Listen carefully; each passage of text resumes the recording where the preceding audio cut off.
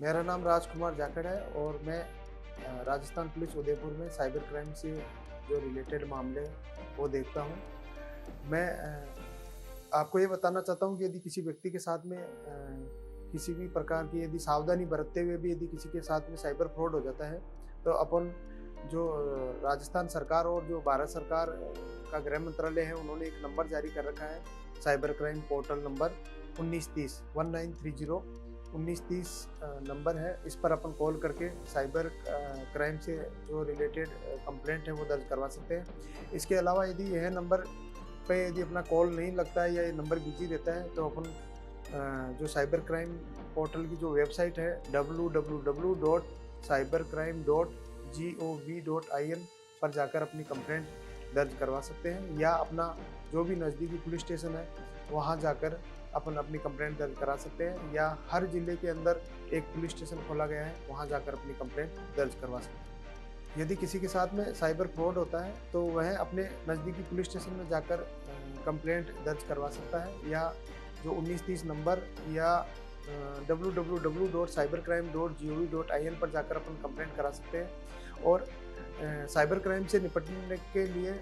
राजस्थान में हर जिले पर एक एक साइबर क्राइम पुलिस स्टेशन खोला गया है, जो विशेषकर साइबर क्राइम से रिलेटेड मामले ही देखता है। अपना उदयपुर का जो साइबर क्राइम का जो पुलिस स्टेशन है, वह जो अपना टाउन हॉल है, उसकी टाउन हॉल की जो पीछे का गेट है उस साइड में 3rd फ्लोर पे बनाया गया है। वहाँ जाकर अपनी कंप्लेंट कभी भी 24 घंटे में कभी भी दर्ज करवा सकते हैं, या अपने नज़दीकी पुलिस स्टेशन पर जाकर अपन अपनी कंप्लेंट दर्ज करवा सकते हैं। इसके लिए अपने को अपने साथ में जो साइबर फ्रॉड हुआ उसकी संपूर्ण जानकारी होनी चाहिए कि अपने साथ में जो फ्रॉड हुआ वो कौन से ऐप वगैरह या किस माध्यम से हुआ, जैसे फ़ोन पे, पेटीएम, गूगल पे, या कौन सा ऐप अपने यूज में लिया। इसके अलावा अपनी जो अकाउंट डिटेल है, कौन से अपना बैंक था, वो डिटेल वगैरह अपने को चाहिए होती है। अपन साइबर क्राइम पुलिस स्टेशन पे जाकर या फिर ऑनलाइन अपनी खुद कंप्लेंट करा सकते हैं। उसमें अपना एड्रेस, पता, पिन कोड, नंबर और अपने साथ में कैसे साइबर फ्रॉड हुआ वह है। और इसके अलावा जो साइबर फ्रॉड जिस अकाउंट से हुआ उस बैंक की डिटेल और जो ट्रांजैक्शन आईडी वगैरह होती है उसकी ज़रूरत रहती है। ये चीज़ें भरकर अपन खुद भी कंप्लेंट करवा सकते हैं, या अपने साइबर क्राइम पुलिस स्टेशन पर जाकर भी जितना जल्दी हो उतनी जल्दी जाकर कंप्लेंट करवा देनी चाहिए। क्योंकि यदि समय निकल गया तो जो साइबर फ्रॉड करने वाले लोग हैं, वह जो अपना फ्रॉड में जो पैसा उन्होंने अपना ठगा है वो उस पेमेंट को आगे से आगे ट्रांसफ़र कर उसको निकाल लेते हैं। तो जितना जल्दी अपन कंप्लेंट करा देंगे तो उस पेमेंट को रोकने में आसानी रहेगी। इसके अलावा कई बार यह देखा गया है कि कुछ लोगों के पास में साइबर फ्रॉड से रिलेटेड कॉल, मैसेज वगैरह आते हैं, और वो है लोग अपनी समझदारी या जागरूकता के कारण से साइबर फ्रॉड होने से बच जाते हैं। तो उन लोगों के लिए यह संदेश है कि आप लोग यदि उस साइबर रिलेटेड फ्रॉड होने से बच गए तो उन लोगों के लिए भी आप एक अच्छा वरदान साबित हो सकते हैं, जिन लोगों के साथ आगे फ्रॉड होने वाला है। इसके लिए अपने को अपने पास में जिन नंबर से कॉल, मैसेज वगैरह आता है, उन नंबरों के बारे में अपन कंप्लेंट दर्ज करवा सकते हैं, ताकि अपन तो साइबर फ्रॉड होने से बच गए लेकिन किसी अन्य व्यक्ति के साथ साइबर फ्रॉड नहीं हो। इसके लिए जो अपना साइबर क्राइम पोर्टल है उसी पे एक ऑप्शन दिया गया है, रिपोर्ट एंड चेक रिक्वेस्ट। उस पर अपन जाकर कंप्लेंट दर्ज करवा सकते हैं कि मेरे पास में इस नंबर से कॉल आया, या इस व्हाट्सअप नंबर से मेरे पास में मैसेज आया, या मेरे पास इस मैसेंजर वगैरह या किसी भी सोशल मीडिया प्लेटफॉर्म से मेरे पास में कॉल, मैसेज या कोई किसी प्रकार का लिंक या मेल आईडी आई, उसकी अपन कंप्लेंट दर्ज करवा सकते हैं। वह उसी समय 24 घंटे के भीतर जिस नंबर से कॉल, मैसेज या लिंक आया वह साइबर क्राइम पोर्टल द्वारा डिलीट करवा दिया जाएगा। और इसके अलावा एक गृह मंत्रालय ने एक चक्षु पोर्टल भी शुरू किया है। उस चक्षु पोर्टल पर यदि अपने पास में इंटरनेशनल यदि किसी नंबर से भी अपने पास में साइबर फ्रॉड करने के लिए कॉल, मैसेज या व्हाट्सएप पे कोई कॉल, मैसेज आता है, तो उसकी अपन उस पोर्टल पर जाकर कंप्लेंट करा सकते हैं। उसके लिए अपने को जिस नंबर से कॉल, मैसेज वगैरह आया वह नंबर चाहिएगा, और जो अपने पास में आया उसका एक स्क्रीनशॉट लेकर उसके साथ में अटैच करना पड़ता है। और जिस नंबर से अपने पास में साइबर फ्रॉड करने के लिए कॉल, मैसेज आ रहे हैं वह नंबर डालना पड़ेगा। उसके बाद में 24 घंटे के भीतर वह नंबर साइबर क्राइम पोर्टल द्वारा ब्लॉक करा दिया जाएगा। इसका सबसे बड़ा फ़ायदा ये है कि अपन तो बच गए जागरूकता के कारण से, लेकिन किसी अन्य व्यक्ति के साथ में उस नंबर से फ्रॉड वगैरह नहीं हो, उसके लिए ये सबसे अच्छा तरीका है कि अपन चक्षु पोर्टल पर जाके कंप्लेंट करा दें, ताकि किसी अन्य व्यक्ति के साथ फ्रॉड नहीं हो और वह नंबर जो गृह मंत्रालय है उसके द्वारा ब्लॉक करा दिया जाए। अभी वर्तमान में 4 से 5 प्रकार के जो साइबर फ्रॉड है वो बहुत तेज़ी से हो रहे हैं, जिनमें सबसे बड़ा साइबर फ्रॉड ये है कि किसी भी व्यक्ति के पास में जो साइबर फ्रॉड करने वाले व्यक्ति है वह बैंक का फेक मैसेज, जैसा अपने पास में क्रेडिट या डेबिट